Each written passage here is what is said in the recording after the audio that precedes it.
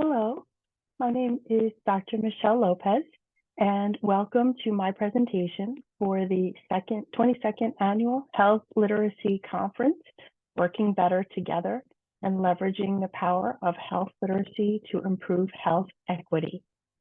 So again, my name is Dr. Michelle Lucille Lopez. I am an assistant professor from Pace University College of Health Professions. That's at Leonhard School of Nursing in Pleasantville, New York. My presentation today is the importance of health literacy for graduate registered nurses.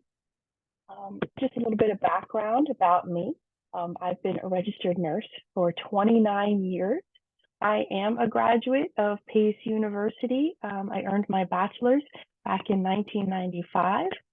In 1998, I earned my master's degree in nursing administration from Columbia University's Teachers College, and that's in New York City.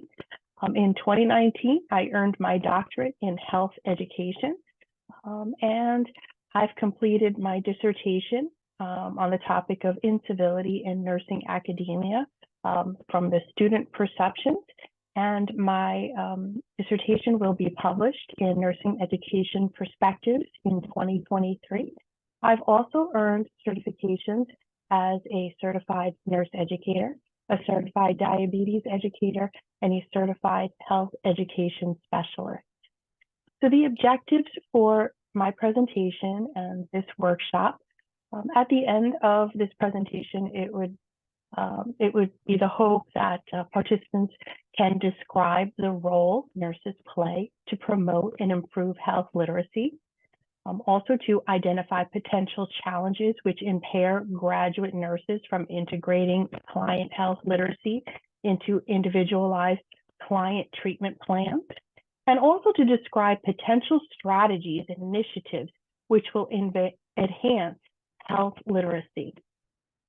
So to start us off, I thought it would be important that we start from the same perspective in regards to health literacy from the United States Department of Health and Human Services, the Healthy People Initiative for 2030.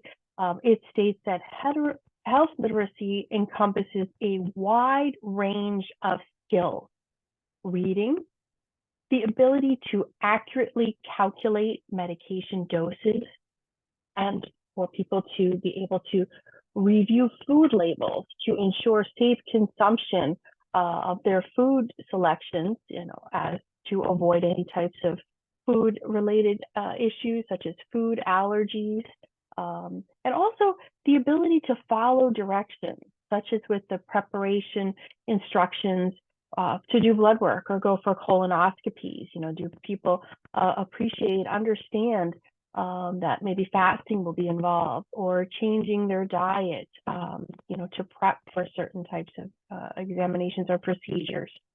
So a key theme in regarding health literacy is communication. Communication is central and essential to health literacy. And that communication is between healthcare providers and the clients that we serve.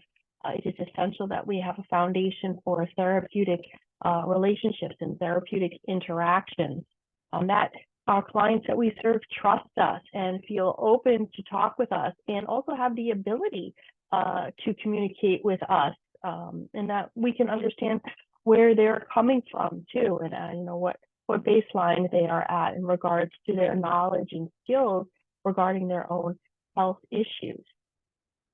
Now, again, to discuss health literacy skills, it's essential that the individual will possess skills and abilities to comprehend verbal instructions and also printed material, and that the individual is capable of seeking clarification.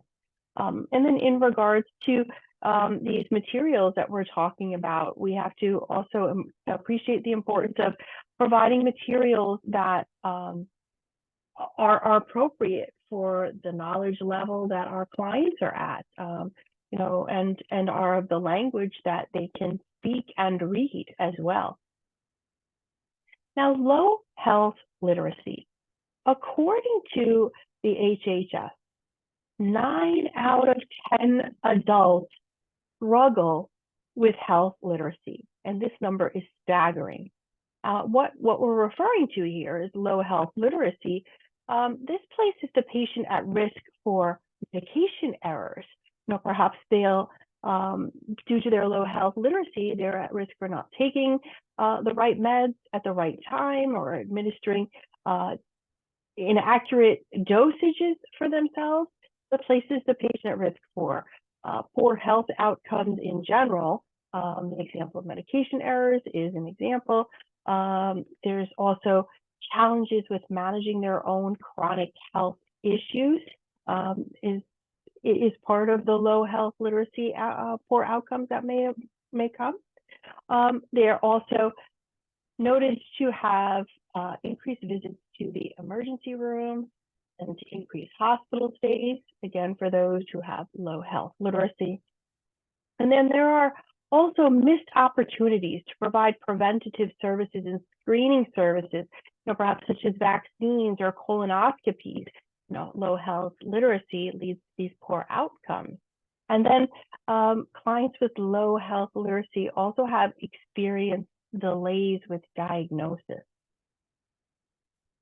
So in regards to nursing, because that's the perspective that I'm coming from here, nurses are key players in providing and promoting health literacy. It is inherent in our role as nurses.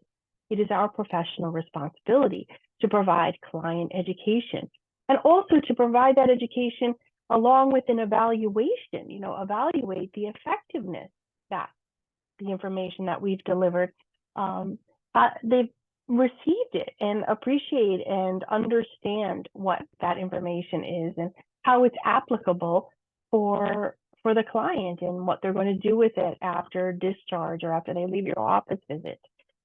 So nurses have that ethical duty in regards to health literacy and ensuring that clients have received information, appreciate the information, can understand it and follow up with it as well. So it is important to note this last bullet here. Health literacy applies to all interactions nurses have with their clients. We have every opportunity we have with our clients. There's an opportunity for health literacy to bring people to higher levels, to provide and promote health literacy. Now, there are some warning signs of low health literacy that nurses must be aware of, and also in general, healthcare professionals. So when you have a client who has frequent canceled or missed office appointments, well, that could be a red flag. Is this a sign that perhaps they're not appreciative of their health situations? And I mean appreciative not in a negative way. I mean it in regards to the lack of understanding of their condition that requires follow-up. There's also something to be said about clients who don't complete registration forms. Maybe there's blanks, or maybe the whole thing, they have trouble with completing registration forms in general. That should be a red flag for us to follow up and find out, is there any assistance that's needed? And also in regards to warning signs for low health literacy, it's ineffective adherence with medication therapy or illness management. Previous terminology was non-compliance. Patients were labeled as non-compliant. Now, non-compliance has a negative connotation to it. It has a judgmental tone. So words such as ineffective adherence can actually set a warning flag. Like, is there a reason for, not taking the med appropriately, or following up with wound care or your office visits? Is there something that is going on? Perhaps there is a low health literacy area that needs to be addressed. So it would be important for people to be knowledgeable, healthcare professionals to be knowledgeable and aware of such instances. Also, do note that when clients have challenges naming their medications or even identifying them by shape or color, this could signify a low health literacy issue, and needs further investigation. And also, when our clients do not participate in the exchange of dialogue, for example, they're not asking questions, or maybe just, shutting down the conversation. No, I'm fine. No questions asked. So I think, those could be red flags. Those could be opportunities for us, these red flags, to investigate further our clients' individual health literacy skills, and seek to bring people to a higher level. So let's be aware of the warning signs and see if we can appropriately intervene. So nursing focus in addressing health literacy, again, kind of like a bridge from the previous slide, it's imperative for nurses, all healthcare professionals as well, to recognize that clients feel overwhelmed with the amount of information that we give them.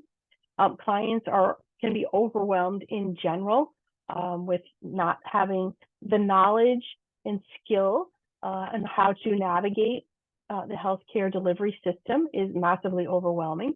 And you combine that with people who aren't feeling well, who have actual health issues, and it's just a perfect storm for things to start to break down, and where we'll actually see poor client outcomes. So it would be imperative to recognize where our clients are coming from. They're feeling overwhelmed because we give them an abundance of information, perhaps, but they can't process it because where they are on, Maslow's hierarchy of needs, your basic needs first need to be met before you can go to higher levels. That makes, health literacy, promoting health literacy, a great challenge. So just being overwhelmed. So it would be important, to consider using a variety of resources to support client literacy, that doesn't overwhelm our clients. So maybe like pictures and doing demonstrations with your clients. Maybe you're teaching someone how to do their blood sugar. I would hope that, to promote their knowledge and skill, that there would be a return demo as well. So incorporating other resources, not just handout materials, because also too, those handout materials can be quite overwhelming. And if there are, that we are using educational materials, it would be important that we select materials that are at the level that our client can understand, that it is at the language, that their preferred language to read, and that these materials have been scored for readability. Perhaps highlighting certain things, circling, starring things, so the clients know exactly where to zone in on, because sometimes, again, to go back to the first bullet, things are very overwhelming. Now, in regards to therapeutic communication, which I had talked about in I think it's our first slide, establishing a therapeutic communication in dialogue between client and healthcare professional, client and nurse, is essential. And the types of dialogue that we have with each other is even more important. So it is recommended to use open-ended questions, where the client can provide more information rather than the closed-ended where you get a yes or no response. So open-ended encourages thought and dialogue, and can help nurses, healthcare professionals in addressing health literacy. Now, in regards to nurses, we are client advocates, and we are to act and speak on behalf of the clients that we serve. This is just a reminder, for all of us to advocate for those who need assistance, and the majority of our clients that we serve do need assistance, and that's what we're here for. And also, what's really important is to serve as an agent of change and raise awareness. We are finding that the clients that we serve are much more acute. They have many health issues, and and are very complex. And the clients that are leaving our care perhaps don't feel like they have adequate support, that they have the knowledge and skills that they need to be equipped with to manage their chronic health issues. So I think that it would be important that our healthcare professionals raise awareness at their agencies that they work for and say, we need more assistance. We're seeing clients come back with repeated health issues. We don't have enough time to spend with them. Identify all of these challenges, raise awareness so people can proactively address this, rather than even our patients with the limited abilities, limited skills, because we know from previous slides that the poor outcomes are of high probability. Poor health outcomes are inevitable.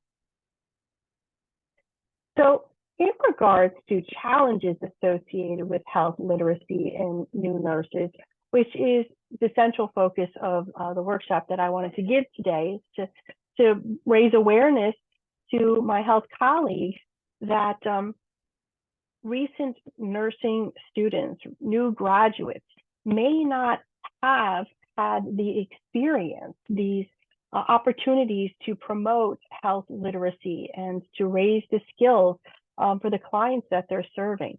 Now, the impact of the COVID crisis has hit very hard, of course, everywhere in the world, but I'm zooming in on nursing education. There has been a great impact of the COVID crisis upon nursing students. Nursing students had to pivot to remote learning opportunities. Nursing programs still went on and still delivered curriculum, but we had to do it in a remote fashion, and we were delivering lectures and labs via Zoom or other types of technology.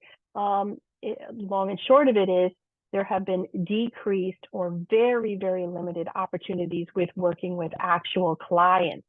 So there was a reduction in live agency-based clinical experiences. That meant that there were reduced opportunities to work with actual patients, actual clients. There were limited opportunities to observe and participate in health literacy during client care. These limited opportunities will certainly negatively impact these new graduate nurses who are in the field. They are potentially not equipped to bring our patients to a higher level with promoting health literacy.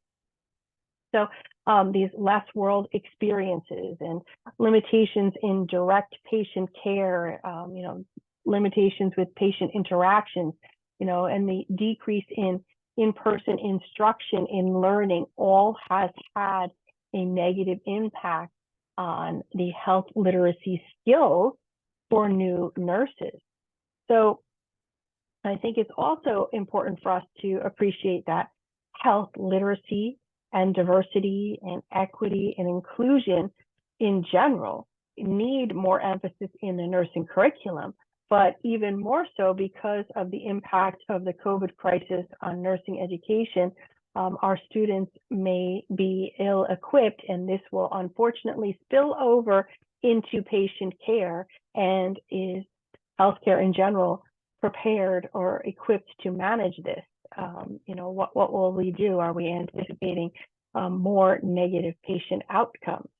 And then in addition to the bullets that I said above, nurses are focused on providing critical patient interventions in an already understaffed and overworked environment. So this is what's happening right now in lieu of the COVID crisis, not even taking into consideration the COVID crisis. Our colleagues in the field are even more overwhelmed because we're providing critical interventions, and health literacy and health promotion may take the back burner. So these are challenges in nursing, placed upon health literacy and health promotion. And in addition, other challenges with health literacy, highlighting things in the workforce.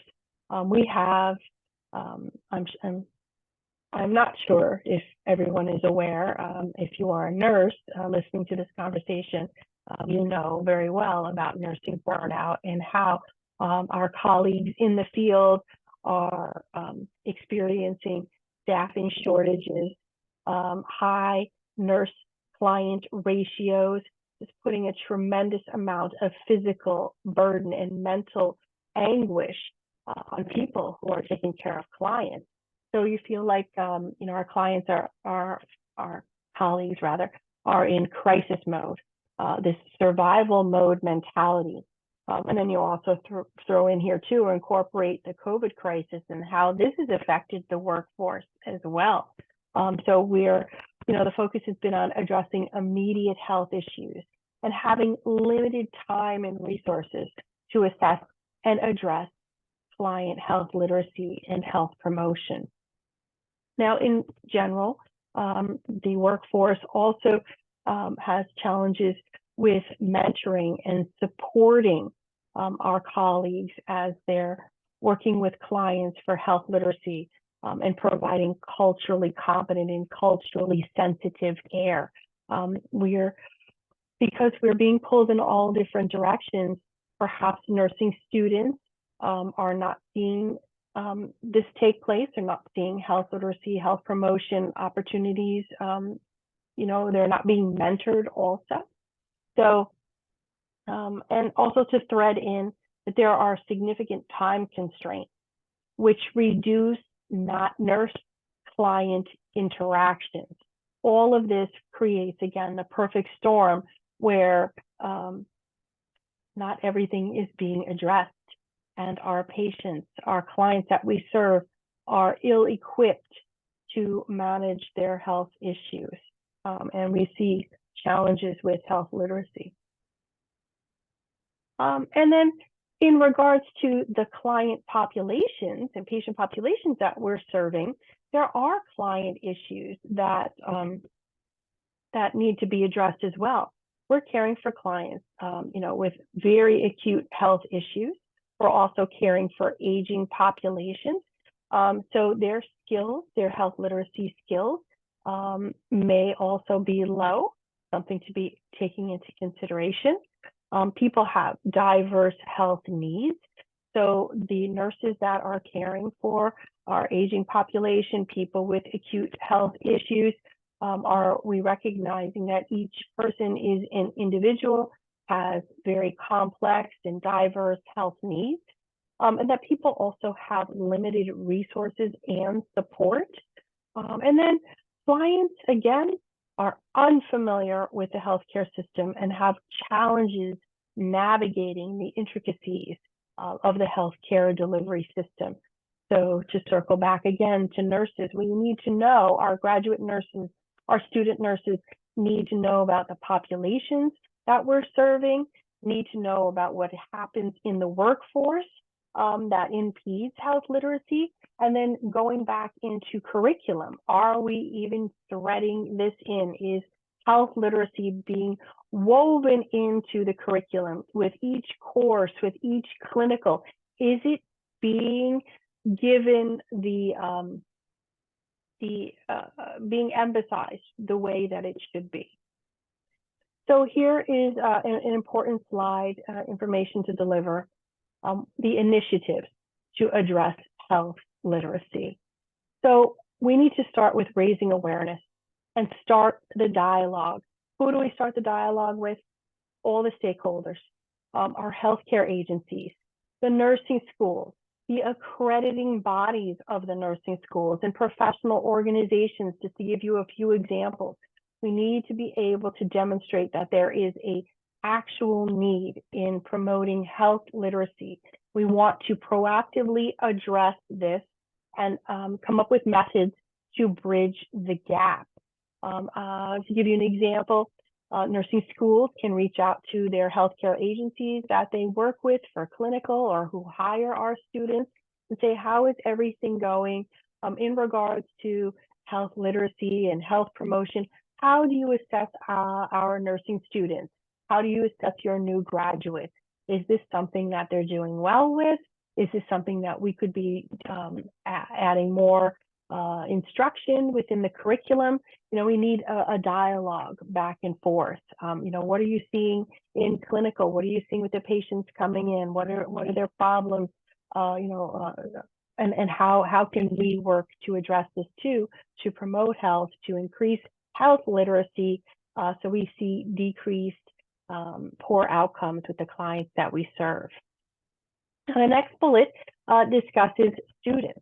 Student nurses should be having the opportunity to observe and participate in health literacy so that they can gain the experience, so that they can increase their comfort level and increase their skills. This can be done through mentoring programs. This can be done within their clinicals, because we know that nurses and healthcare professionals, all of us, serve as role models for our clients as well. So this is an opportunity that we should be taking advantage of. And then third bullet, we should be providing additional client resources to bridge the gap. Agencies perhaps can be providing follow-up phone calls and text after discharge. And I know a lot of agencies are already doing this, but when you actually talk to clients, we find that this is a deficit, that no, I'm not being called, I don't have follow-up. I wish, somebody would take more interest in me. I'm struggling here. I have a new diagnosis and I'm just thrown out on the street. I mean, these are actual statements that clients make. So you need more follow-up with the agencies, and what are the patient's needs, the client's needs. There can be follow-up phone calls and texts after outpatient visits.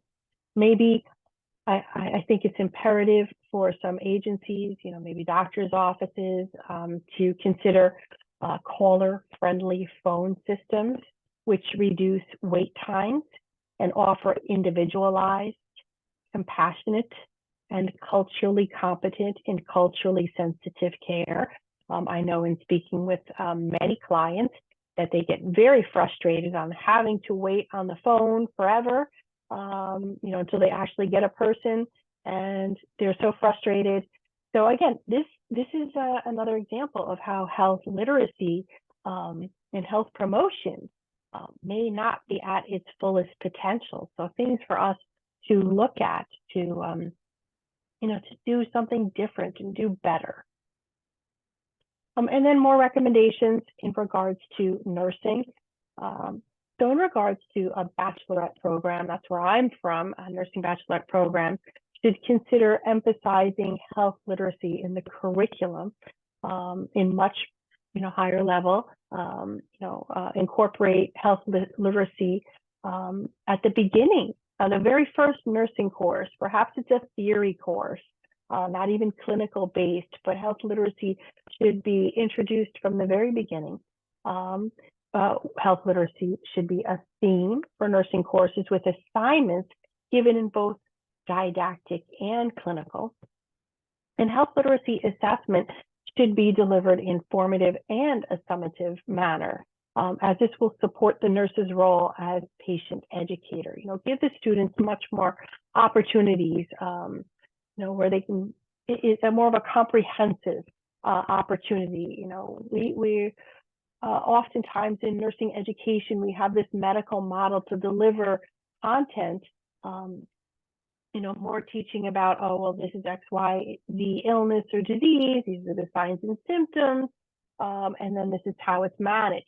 You need to go all the way back and start off with, well, what are the risks and what can we be doing to prevent X, Y, and Z health issue?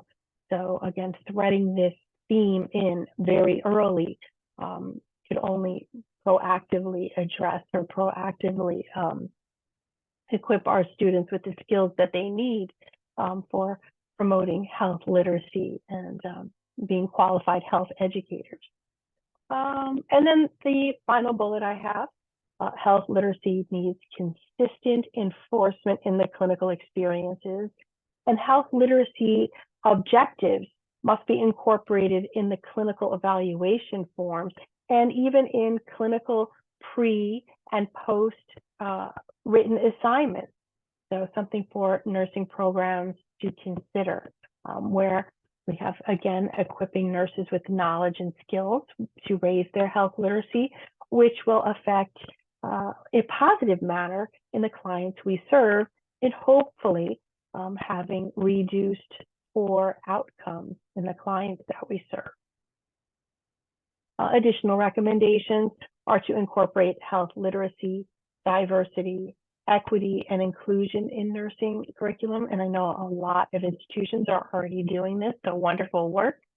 And then research is needed to determine if student nurses and graduate nurses are equipped with the knowledge and skills to promote health literacy. It would be imperative if research, we could actually ask the students, where they're coming from. What are your perceptions? Do a qualitative inquiry to find out, where they are, and hopefully that will lead into interventions that can be developed to assist our students, so that they're ready to transition from students to graduate nurses and work in the field with our client, and they have the knowledge and skills. And then it would be imperative too to consider further research to determine client perspectives regarding their health literacy needs and determine how nursing can address their health literacy. So thank you for listening to my workshop today. It only just scratches the surface of this very important area. I wish I could talk to you longer about this. If you too feel passionate about this and want to further the conversation, this is my email. It's mlopez3@pace.edu. These are the references that I used for this portion of my workshop. And thank you again for allowing me to speak at the 22nd Annual Health Literacy Conference. And again, I look forward to working together to bring our clients to higher levels with their literacy and to promote nursing student health literacy as well. And this is the health literacy statement. And thank you.